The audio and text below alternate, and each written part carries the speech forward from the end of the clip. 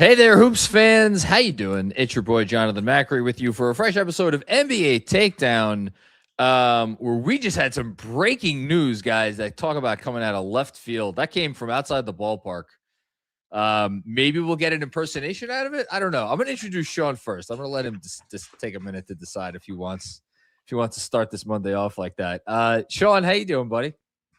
I'm fine. That news is not news to me. It's the worst kept secret in the NBA this year. In this empty cup is all the fucks I have to give about that news.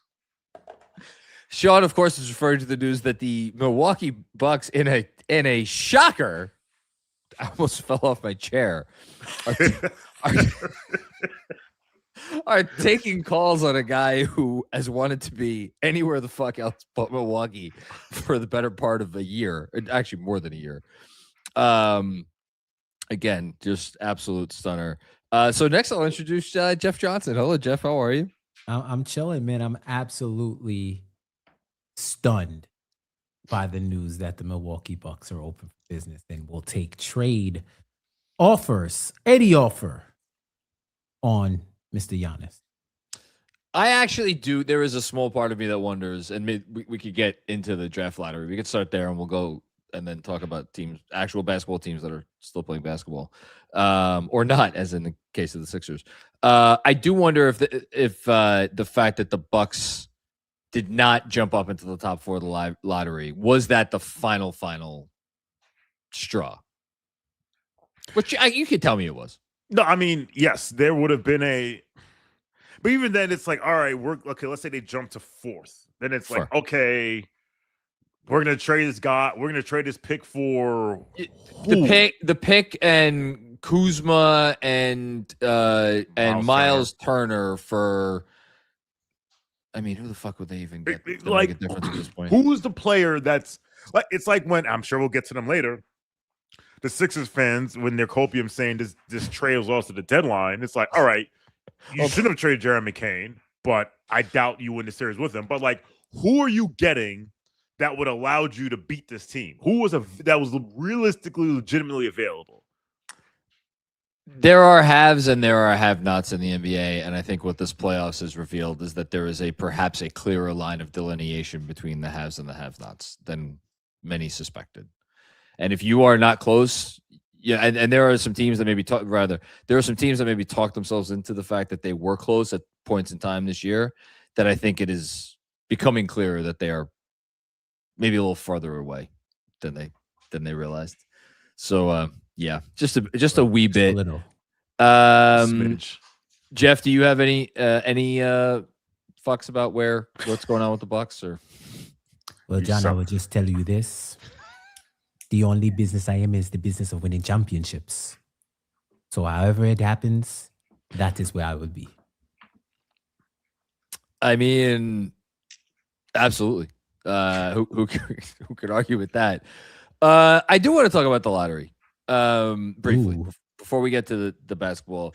So I was actually surprised last night during the post-game show, which is obviously a very celebratory post-game, second consecutive Eastern Conference Finals.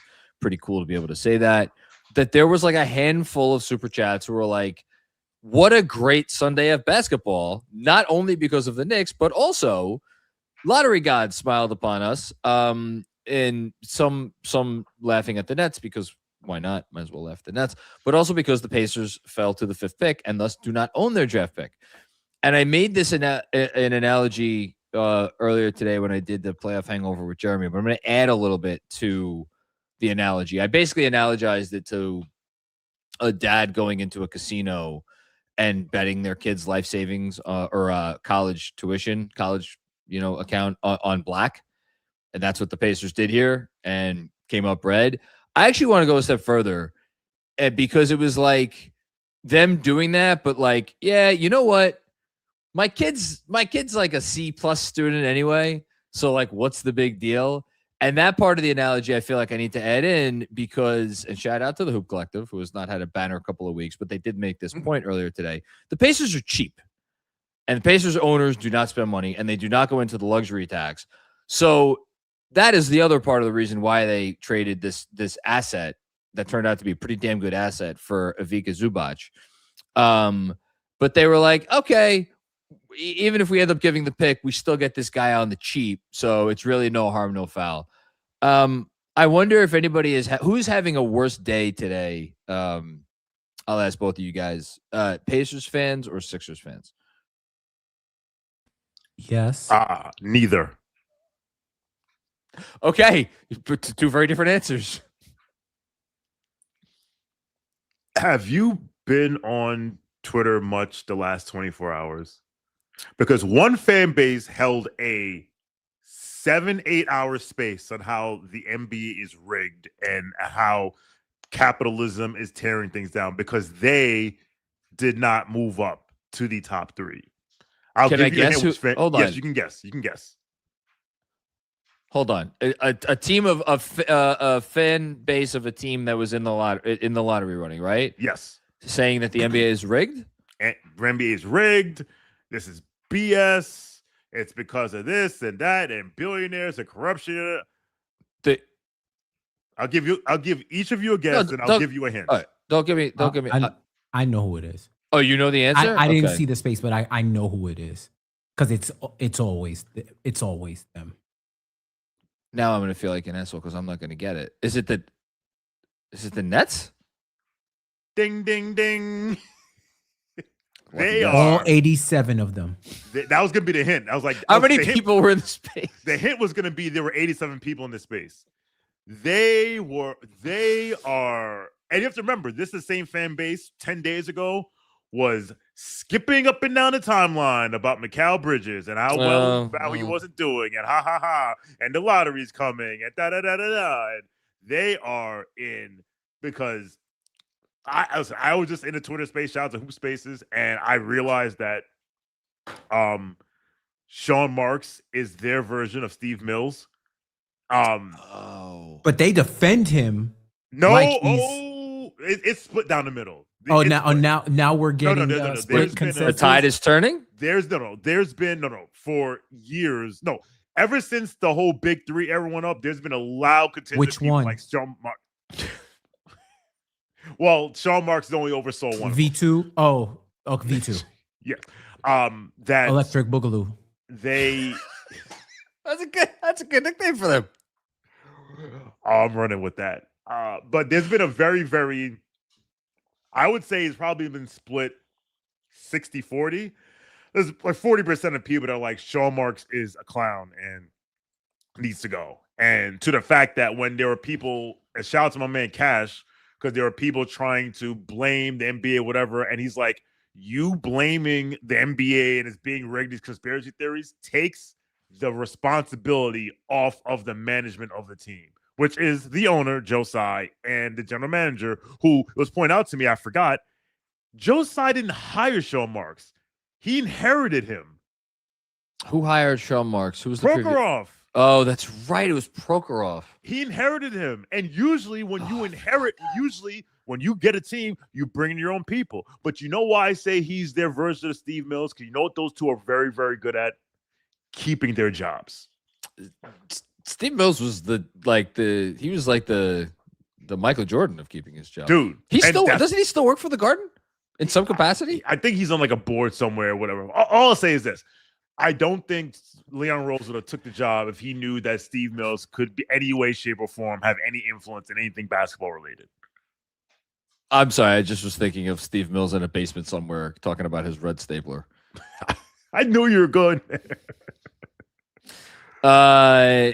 Jeff, do Kings fans have an argument to be more aggrieved / conspiracy theorist right now than Nets fans?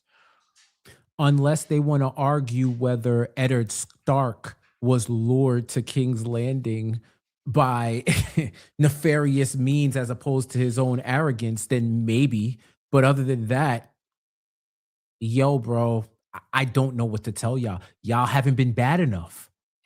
Well, here's the thing. We got more mileage out of making fun of the Kings on this show this year than probably any other team. And they were god awful right up until the it was like they could see the finish line. There was a clip going around last week of like somebody like starting to celebrate after a long race, and then they let up, and then the guy sprints towards the end and wins the race. That was the Kings, except in the opposite because they won however many games they won in the last like several weeks of the season. Yeah, I mean, yeah, it is what it is. Trust me. Ask a Knick fan about Tim Hardaway Jr. in the last few games who had to go legend in a game that didn't matter, which ironically cost the Knicks Karl Anthony Towns. I brought that game up earlier today when he turned to Anthony Edwards. Jeremy brought that up earlier today because he talked. Someone asked us, Kevin Danishevsky asked us our darkest moments as Knicks fans, and the first, believe it or not, like I think the first thing out of Jeremy's mouth was the Tim Hardaway Jr. game. Thank God that is no longer our life. Yes. I'm just looking at last year's draft. Pick after Jaeger Demon, Colin Murray Boyles, who's going to be a really good player for a very long time. And then 2 picks later, Cedric Coward. Man, Nets are.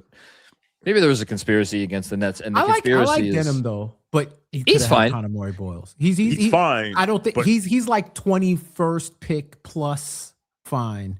I don't think he's where they picked him fine. But who knows? Do they have like 85 picks again to go pick journeyman? No, I don't think they do, and they don't have any first pick next year. And this year isn't a Bridges pick, right? This is when the Bridges pick is next year. Yes. Like, and then 29 and then 31. Yes, with the new rules. Wait, actually, yeah, that's it. Yeah, that's the Knicks. Yeah, it's after this year, the next so 5 years. This is the Knicks. So they're at least they have to deal with the new lottery system for the entire duration that they have the Bridges picks. Jeff, the reason why I'm still not 100% convinced this thing is going to pass is because you have all these teams out there. Well, maybe not all these teams. You have I feel like several teams out there who have these pick packages from other teams that were supposed to be gold mines, and they will turn from gold mines to copper mines overnight because of the new rules. Well, that's what happens when you treat first round picks like conflict diamonds. I think it will pass because front offices won't be voting, owners will be voting, and owners don't really care.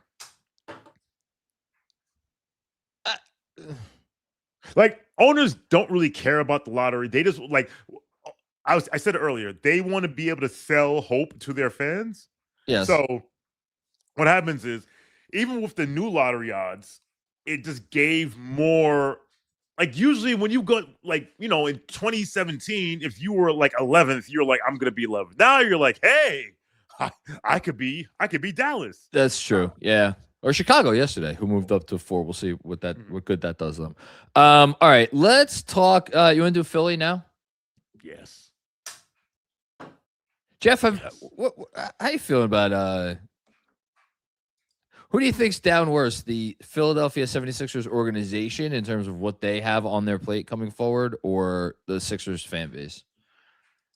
Oh, it's definitely the organization, because the Sixers fan base been punted on them. They punted in 2024. True story. I was in a cab going to Game 4 and talking to the cab driver who was Sixers fans. And he was like, yo, I don't care that they're only down 2-1. They got to show me something. They do this every year. Why you think all of y'all be in the games? We're going to sell our tickets because we don't want to see them flop again. I was talking to me and Shawn's friend, Scoob. We had a whole conversation post where he called me up and I said, did I say something online that was crazy about your squad? He was like, yo, bro, fly Eagles fly. We're on to training camp. Because what the hell? Because they've seen, the Sixers fans see the writing on the wall. You get like a moral victory out of beating a Celtics team that's been beating you your whole existence. Mm-hmm. And you finally got a win over them. So that was like a victory in that regard. But they saw what was happening with the Knicks with this series. Even before the series, they bought into the hopium. And honestly, the nasty, blatant, rage bait fueled Knicks for Clicks industrial complex world tour that went on, where people were saying everything from Brunson is the 4th best player in the series to the Sixers have the best chance to win the Eastern Conference to the Knicks are good, but the Sixers are just better because they have individual talent. And I don't see a path where the Knicks can overcome them because the Sixers are just so far and away better than. Sixers fans got lured into believing that. And now they feel upset because they didn't trust their own instincts. And this is just from Sixers fans in general, right? Like, yo, real talk. If you are a Sixers fan and you had tickets to either game 3 or game 4, and you did not sell those tickets because Joel Embiid compelled you to keep them in a show of solidarity with the team and the fan base, you may be entitled to compensation. There should be a class action suit against Joel Embiid and the Philadelphia 76ers from gassing y'all into not making a buck. Because after game 3, boy, I would have paid a bill. So I don't think Sixers fans are just fed up. If you've seen the clips going around from their local news from ABC6, that was where the sister had to look around like y'all Knicks fans better not bump me. I felt bad for her. It was like yo, you could tell she's probably a Sixers fan too. Oh yeah, whether adopted or from the city, and she's like, yo, she's disgusted, right? But then when you look at the organization, what did I tell you after game 3, John? What the hell are the Sixers supposed to do to get back in this series? What the hell are the Sixers supposed to do with their balance sheet? What are they supposed to do? So we did a worst contracts. I did my worst contracts ranking earlier in the year, and where did we have Embiid? Do we have him in the should top be 3? 1 or 2? I made an error. I put Jimmy Butler at 1 because I was like, he's not going to play basketball for the rest of his contract, so therefore he's the worst contract. That was a bad job by me. Embiid's contract is worse because the extension kicks in next year. There's 3 more years on it. I'm looking right now at the NBA player salaries. I don't know that there's a single player in the league that their team would at this point. And it's again not because Joel Embiid can't be good. Look at him yesterday. What did he go 8 for 8 or 8 for 9 or where the hell he was? He went put out up numbers, right? but like when you also at the same time look at how this team quit. And they quit yesterday. We could call it space. They quit. Like, that's part of your culture. Who sets their culture? The guy who's been there the longest, which is Joel Embiid. What team is taking that on? What team is taking on that money, that injury risk, that just the whole package? I don't see the team. I don't see who else wants to offload money so badly that what? Nobody, right? Unless I'm missing someone, and I don't think you know what? We always go go back to our favorite punching bag. Who's the team that? Not even them. The Kings. Zach LaVine's however many weeks away from opting into his $49 million player option. That's how many $1 million less than Joel Embiid is set to make next year. Jesus Christ, that's $9 million less than Joel Embiid is set to make. If the Sixers were like, we'll take LaVine and pick some additional money, pick an expiring salary. The Kings they hang up the phone. They don't have a meeting. Okay, they have a meeting because Vivek is like, hey, and then Scott Perry, you would hope would say, dog, no. But then again, Vivek has to listen to anybody, Stauskas. So I can't fathom. I could not even fathom. Sauce Castillo. I think my wife got me as a present he put out a hot sauce. Good job for him. Finding different revenue streams. My wife bought it. So I guess the real joke's on us. Joel Embiid is set to make $67 million in 2028-29 season. And what was it? He hasn't played in 7 consecutive games all year? He never did? Brother, that's insane. So, I don't know what they do. I don't think there's any place to trade him. I don't think anybody would trade for him. If the Kings aren't trading for you, then no one's trading for you. So, Jeff, you know what? You're right. The organization is in the worst place. Well, They have Maxey and Edgecombe, but they're awesome, and they're like might be the best backcourt in the NBA in a few years. But until they get out from under this Embiid thing, where are they going? No, so when you say the organization, there's two ways to look at it. One is the organization, as in how the team is constructed. Like, can this team compete going forward at a high level? To which the answer is no, because as long as they have these albatrosses on the roster, yes.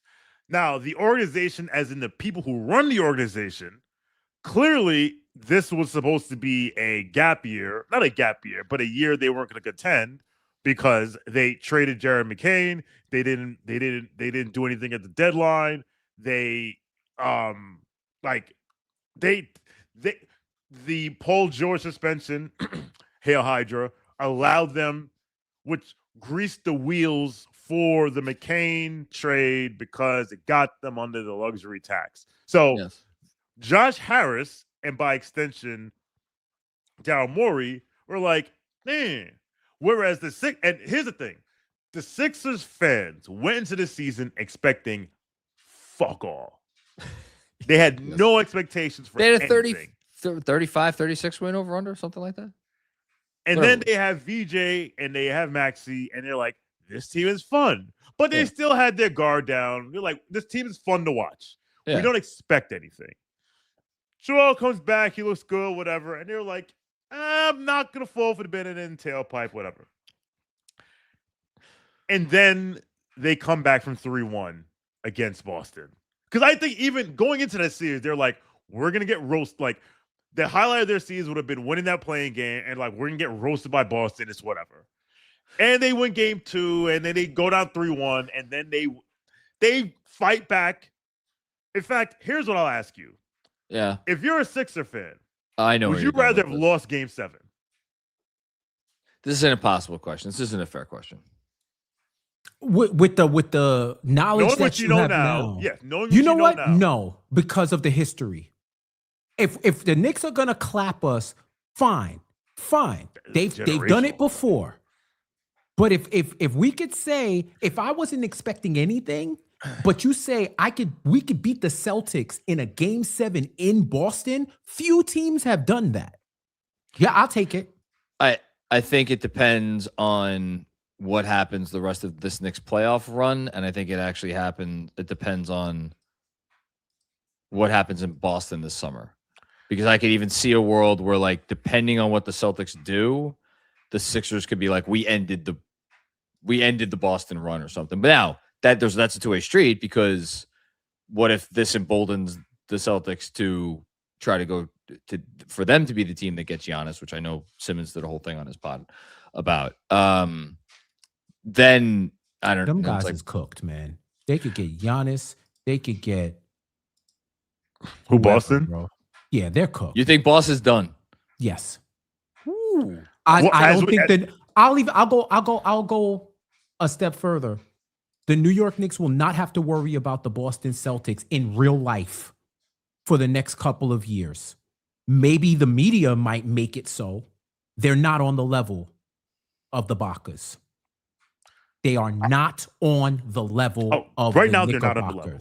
You're exactly, and they right. won't be.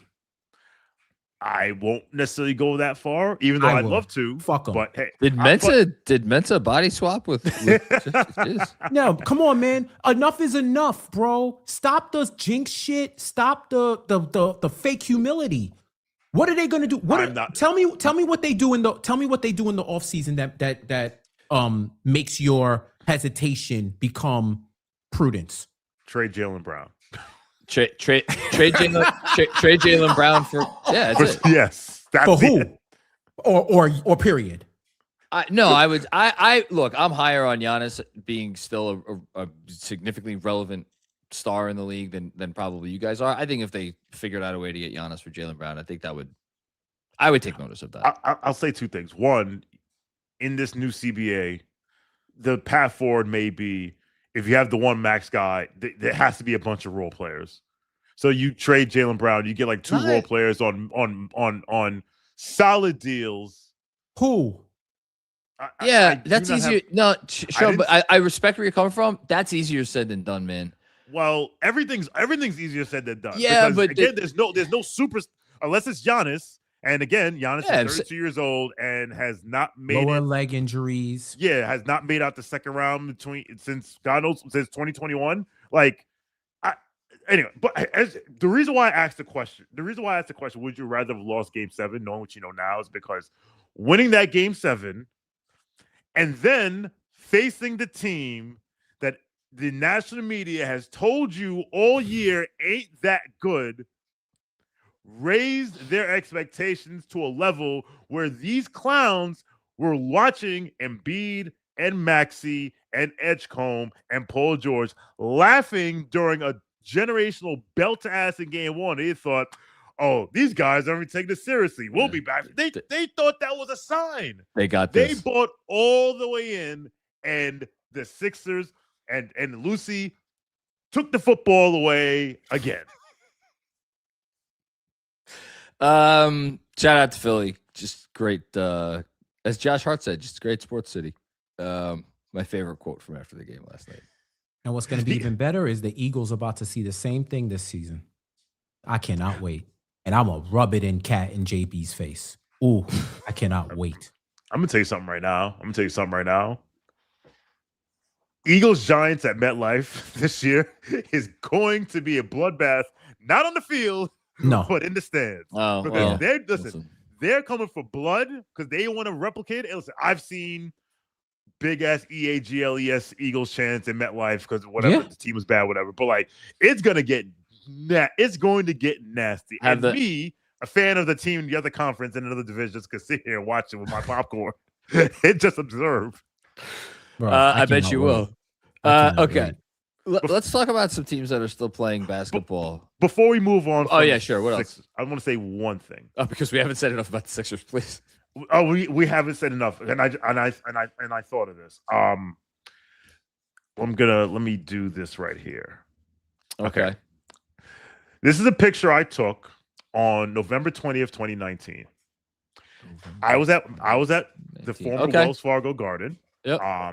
And I don't know if you can tell, but the score is Knicks 75, Sixers 60 with 4 minutes and 40 seconds left in the third quarter. Now, again, this is November of 2019. We know how not good that team was. Yeah. And there was a smattering of Knicks fans in there, but we're like whooping it up because this is the same Sixers team that lost in the second round to Kawhi in the shot. Like, so this is a championship contender, Jimmy. Oh, yeah. That's right. Yeah. So, in fact, I'm pretty sure. So the third quarter, we're up. Like I said, we're up 76-60. I'm pulling up this game as you're talking. Okay, and I have it up here too because I'm pretty sure because I want to say it was Frank Ntilikina, but Frank Ntilikina takes a three and it misses. Oh no, it was Marcus Morris. Marcus Morris takes a three, and as that three is going up, I said, if this three goes in, this game is over. And he missed, right? He missed. I was like, all right, we're still up. And then Tobias Harris turned into Kawhi Leonard in the fourth quarter.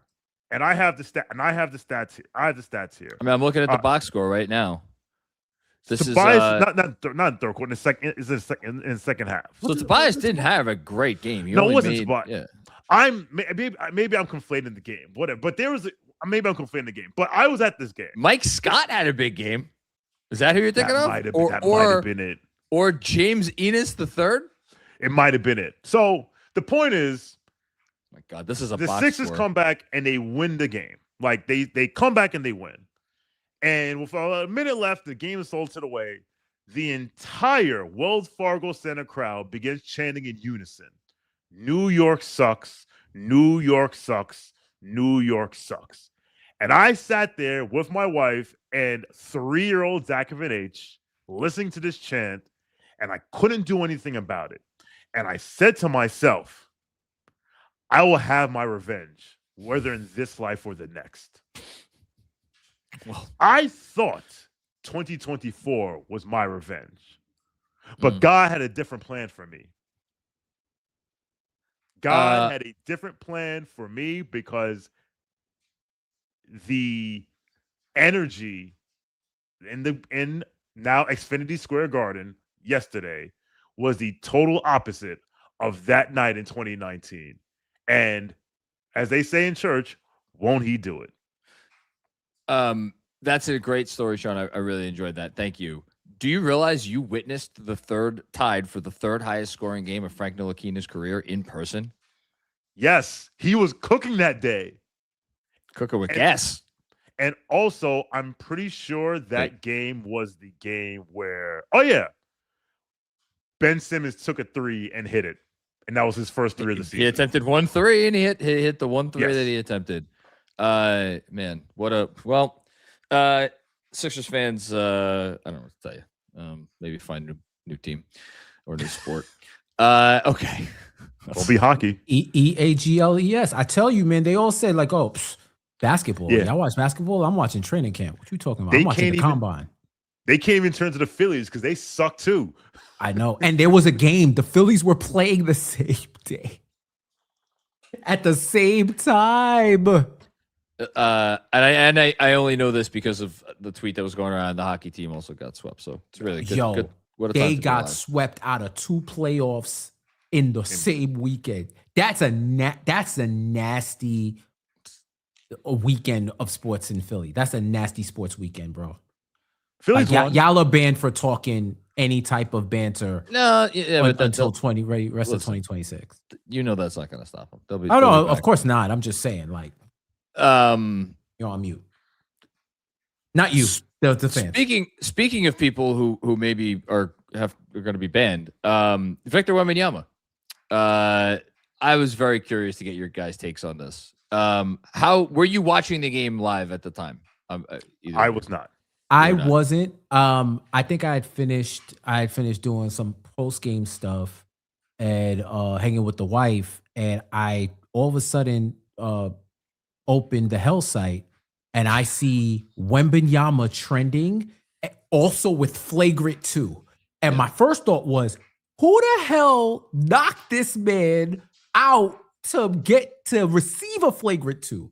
Then I clicked on it and I saw an elbow that would make prime Andy Bogard from Fatal Fury blush. And I said, holy shit, that made me turn. Yo, you want to talk about tune in copy? That made me tune right into the game to rewind it to see the full context. And I was like, wow, man, that was an elbow, bro. And the minute I saw it, I was like, oh yeah, he gotta go. He gotta go. Like there's no, well, you know, it's a play. Okay, nah, bro. That is in certain contexts worse than a punch. I think you could argue that it's worse than a elbow to the jaw. It can be worse than a punch, depending on how it connects and all of that. Like, so shout out to William Mitchell in the chat pointing out something that was reported 45 minutes ago and I completely missed. It's already been reported from Shams. There's not going to be any further suspension. So you just got to. We're not surprised by that, but like, I would have been wondering until it was announced. Why? Yeah, and Ben, I know it was like the throat, but it was like even an elbow to the throat is at context worse than a punch. A punch is just as likely to hurt you as it is them, whereas an elbow is they're gonna eat all that. Yeah, it's pointed. Yeah, it's sharp. It's dirty. It's dirty work. Yeah. So here's my question: this series is not 2-2. It took something of a Herculean effort for the Wolves to win the game last night, just like it took a lot for them to win game 1. They got curb stomped in game 2, and game 3 honestly was not all that close. So my question for each of you: is this a series? Yes. Yes. Yeah. Okay. What makes you feel that it is? You let this team hang around. You could have started throwing dirt on their grave last night, and you didn't. In fact, so I like I said, I didn't see the play live, but I saw the alert that Wemby has been suspended for a ejected for a flagrant 2 foul. I was like, oh, that's crazy. Then I saw the play like a half hour later. Me and my son were on an iPad watching. I was like, oh, that's like, it was worse than I thought it would be. So then I turned the game on, and I see that the Wolves are down 6. And then as I turned it on, Mike Tirico had said like the Wolves have been the Spurs have been a +6 since the Wemby suspension ejection because Luke Cornett got out. And I'm like, they cannot lose this game. And to your point, John, it was just a slog for them because they went in the fourth quarter. I think it was 84-80 Spurs. And I said, the Wolves came back. Yeah. But then the Wolves came back to win. But it was just watching it, and it was like, it's just a slog for them. So, but they should have. The point I'm making is that they were up in the third quarter without their best player. If they win that game, Minnesota is probably like, all right, this is over. They pack it in, whatever. Now you have given the legend killer, Anthony Edwards, another chance to like dig deep down and say like, all right, hey, look, because look, even to your point about game 3, that game was 11-1 and 18-3 in the first quarter. And they finished that quarter down 29-27.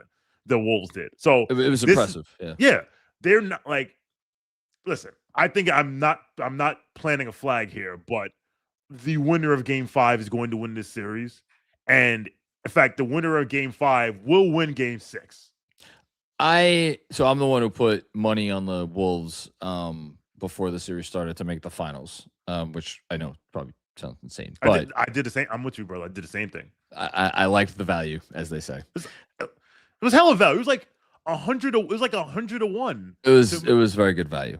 You could have got better value actually after game 3. There are a bunch of Spurs who are playing very well. Dylan Harper is like that dude, clearly. Stephon Castle, I mean, he's awesome. Wemby is Wemby. The one guy who hasn't shown up is De'Aaron Fox. I didn't mention Devin Vassell. Devin Vassell's played very well. Like, they have a bunch of guys playing well. The thing that the Spurs are not doing, and this is not exactly a shock when you look at like their personnel, they are not hitting threes. So I just want to give you a couple numbers really quick. Wemby for this series is shooting 24% from deep. De'Aaron Fox is shooting 22% from deep. Dylan Harper, now granted he hasn't taken lines, only taken 10 threes through four games, but 30% from deep, 3 of 10. Devin Vassell, who is their best shooter in their starting lineup, certainly. Well, they're him or Champagny. He's below 35% from deep. Keldon Johnson, 29%. Who could have seen that coming? So like none of these, none of these guys are hitting threes, and like every other facet of the game, defensively, they're doing great. Like when they get the ball inside, like, you know, some of the Harper especially is just like, he's incredible. But it's like I feel like because the 3 ball is not falling for them, it is the great equalizer. And to your point about if, you know, it's whoever wins game 5 might win the series. If there's a guy who I don't want to fuck with on the road in game 5, and I'm obviously not the first person to say this, it's Jeff's boy, the Ant-Man. Like, could you not see Anthony Edwards going off for 45 points on the road, 7 of 12 from deep? 100%. It feels like that's in the cards. And he's looking better. He's looking better. Now, you know, he's going to need some help. And our old friend, the immortal Julius Randle, he gonna have to tap back into January 2024. Do you want to guess the field goal percentage for our friend? I do not. You don't? I don't. 41%. It's being very generous. Shawn, you want to take another stab at it? In this series or the playoffs? In this series. 37%. Did you see his hands? It's 37 on the dot to the decimal. 37.0%. Wow. I was gonna say 39, and I was like, yeah, so it should be like 37 or some shit. Quick aside, you may have heard me talk about it. My daughter had her first field hockey tournament over the weekend. Mm-hmm. Another shout out to my wife for driving 10 hours for like 2 hours of that competitive sport. They gave her a jersey random number assigned, and it was number 30. And I was like, this could be a good sign. Could not be a good sign. I don't know. Are you going to put a paper plate over her face if she has a bad game? Come here, hun. I just don't mind Daddy holding this stapler in this.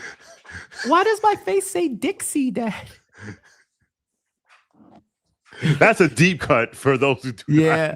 You better perform or else. Right. Oh, Lord. Oh, man. So I'm taking it his 3-point shot ain't falling. He from 3 in the series. He hasn't taken a ton. He's 4 of 15. Damn, so he's like reverted a bit. He's not really getting to the line. He's 17 free throw attempts through 4 games. You know, it's been tough. But look, he had the one big game. The game. Wait, where am I blank? It was game 1 or game 3. He had one nice game for them in the series, and the rest has been a little bit. They need him. He show up, and it's officially like spooky time for San Antonio. Well, but that's a big if. Yeah, sorry, it was game 1 that was his good performance. Unfortunately. And the problem with Julius has always been, even though he's 6'9", he's not the most athletic, so length has always given him issues. And is Victor Wembanyama here? It has to be. I always thought that the path for the Timberwolves to win the series was to be super physical, but now that you have Wemby getting ejected because he elbowed. Well, hold on. Why is Nas that different? Reed.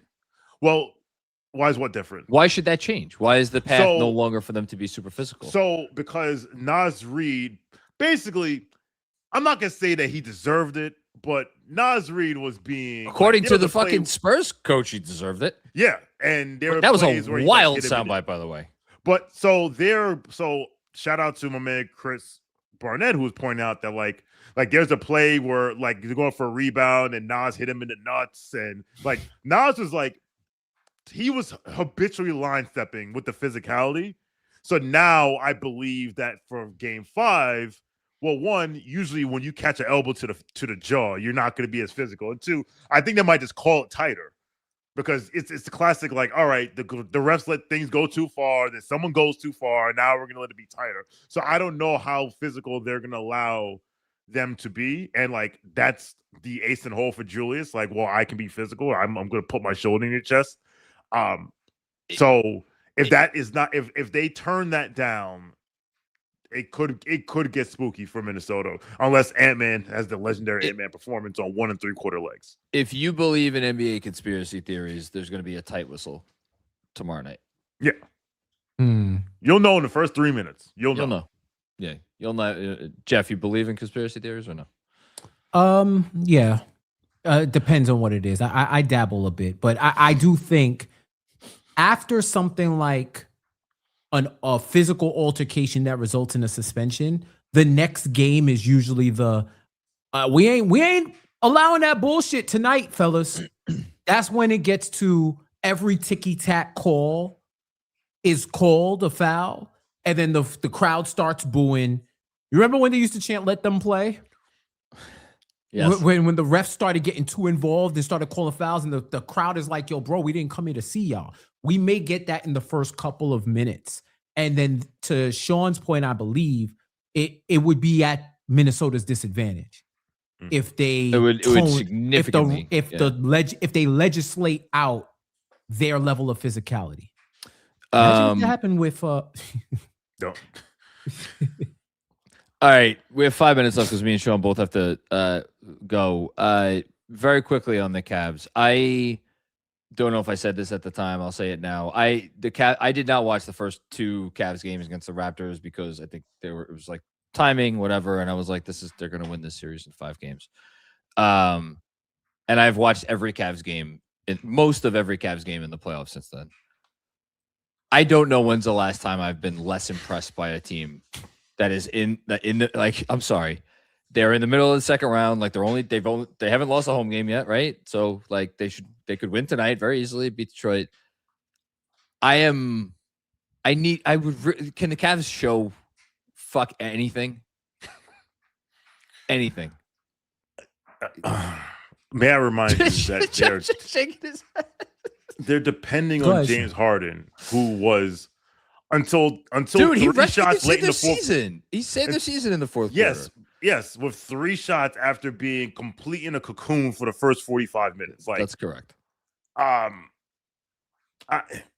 Cleveland, they just they don't rock. Cleveland does not rock. They rocked for and listen, we want Cleveland to win. We want a Cleveland win tonight for totally selfish reasons. Like absolutely. Let this series go 6. I don't even need it to go 7. Go 6. Because if you go 6, then you get the Tuesday start instead of the Sunday start for the conference finals. But they just don't. Is that true? Oh, I didn't realize that. Okay. Yeah, because they're not gonna do the 48-hour turnaround. They're not gonna do the 48-hour. They won't do the 48-hour turnaround. You sure? Yeah, I don't think they do. I don't think they do a 48-hour turnaround after a game 7 for a game. No, it wouldn't be a 40. It would be after a game 6. If game 6 of this series, correct me if I'm wrong, I believe it would be on Friday night. Yes. Okay, so then the conference finals, they'll make the conference finals start Tuesday. Okay, I didn't realize. Yeah, I didn't know that was definitely a thing. Maybe it is. Okay. So I say all that to say, and to bring everything into because the Knicks are involved in everything. Yeah. The Cavs made a Donovan Mitchell trade as a bet on Evan Mobley, and I think they may have lost the bet. He is not. What Scotty Barnes say to Quentin Grimes? You're not that dude. He is not him. You are not him. You are not him. That's right. You are not him. He's not. Yeah, They made that trade as a gamble that Evan. I was about to call him Evan Garnett, and that Evan Mobley would become as awesome on the offensive side of the ball as he is on the defensive side of the ball, and he's not that. And so far, and then they said, I know what we'll do. We'll trade for James Harden. That will fix everything. And I get it. Garland was hurt all the time, but they're facing a reckoning because they are so far over the second apron next year. Like, this is probably it for the Cleveland Cavaliers as currently constructed. That's what I've been saying since we've been doing the takedown. If any team is on the clock, it's the Cleveland Cavaliers.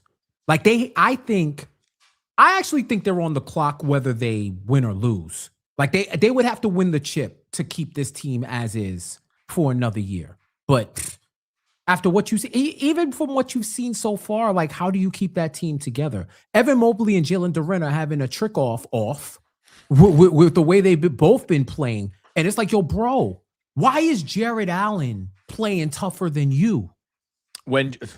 If Jared Allen, if you are getting out toughed by Jared Allen, you need to reassess your. No, we'll see though. Choices. But yeah, go Cavs.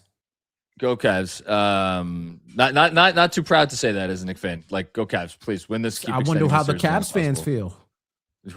I talk about a team that might be out, or a fan base that might be out on his team before long. All right, we got to get out of here. Jeff, anything before we go?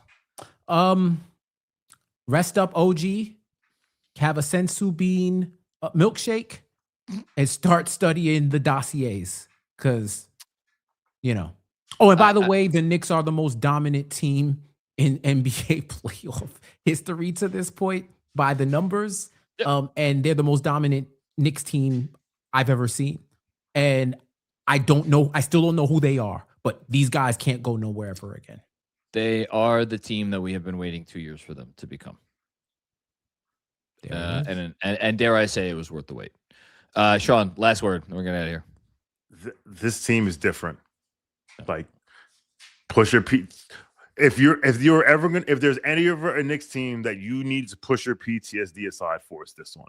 If I can push my PTSD aside, which I have, which maybe famous last words. Did you? I did. I genuinely did. I'm all in on this team. I just think they're playing serious. They're completely serious. Job is no, it's not. I'm not saying it is, but and none of us are saying it is. To be very clear, none of us are saying it is. They are. If you don't trust them at this point, I don't know what left they could do. Like I said yesterday, there are some people in our fan base that would have loved to have been at the lottery because hope is. Some people love the mystery box. Well said. Everybody, Thank you for checking out another NBA episode of NBA Takedown. Got over 1,000 people watching. They love this stuff. Don't forget, if you have not followed the show or subscribed, I guess, on on NBA Takedown YouTube page, please do that. And while you're at it, give this video a like, because that is what helps us get noticed, and will make it easier for us to keep doing what we do. In the meantime, everybody, enjoy your week. Enjoy the playoff games that are left, although I think they may be getting few and far between fairly soon until we get to the conference finals. And we'll be back with more fun and games before you know it. Peace out.